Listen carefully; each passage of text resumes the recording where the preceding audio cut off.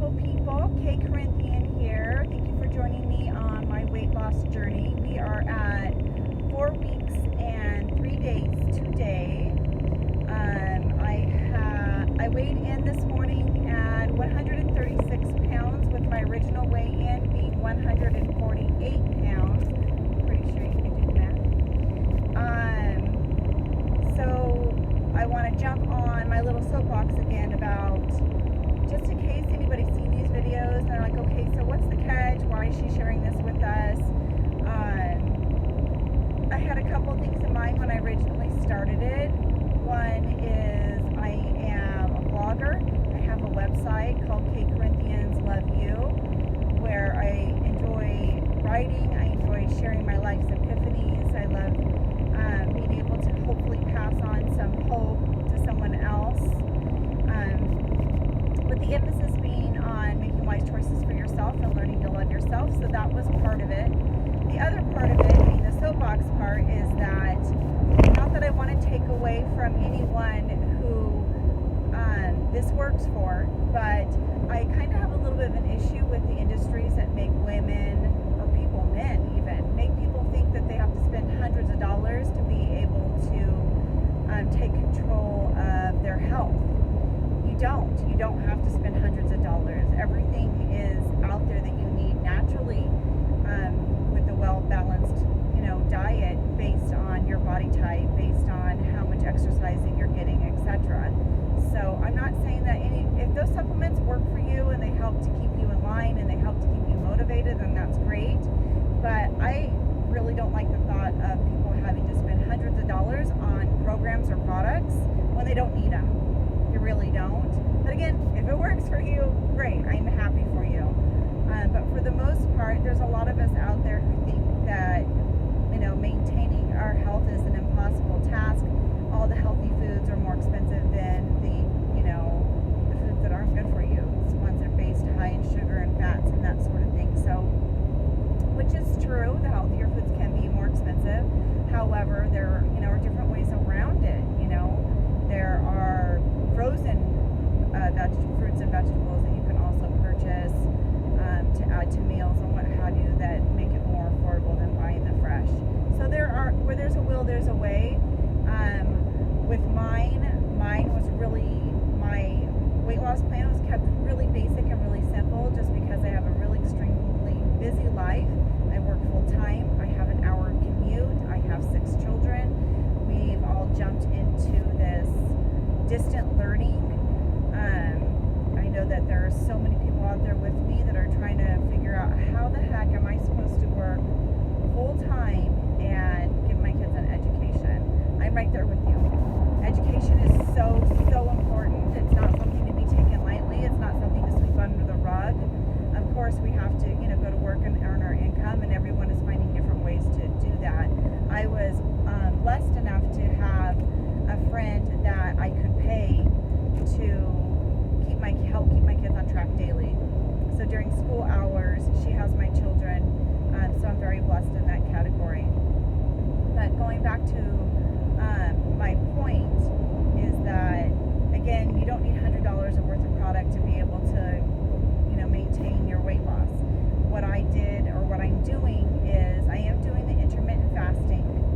I'm doing only dinner. I'm basically not eating anything up until dinner, with the exception of on the weekends. I found it really hard being at home, and I'm hungry, right away. I don't know if it's just because I'm home. It's the comfort of home.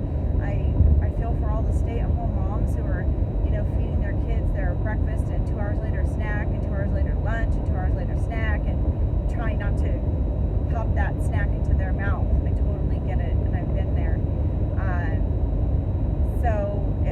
What I am trying to do, though, is that if I do break my fast early, that I'm still making wise choices, that I'm not eating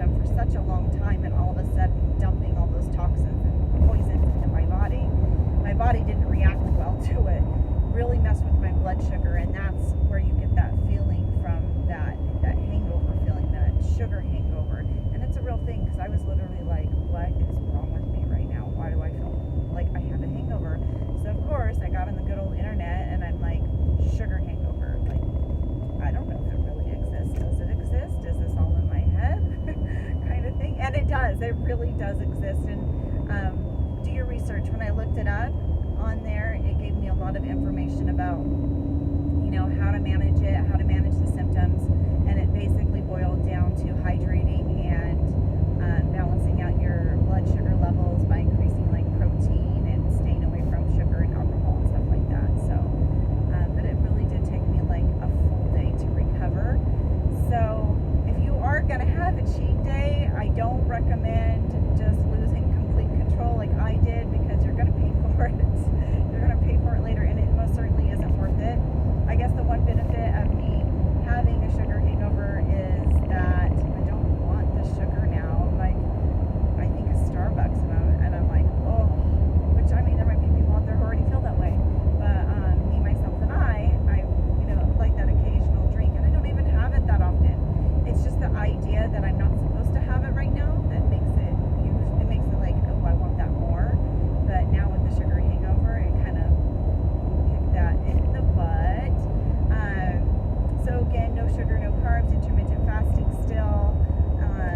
And I would just like to reiterate, just in case others hadn't seen my previous videos, that when it comes down to the intermittent fasting, it isn't for everyone. Pregnant, diabetes, etc., different stuff like that. You always want to consult like your health care provider before you start something that that may seem extreme to your body. If you're not sure if it's extreme to you, then of course you have to ask a doctor.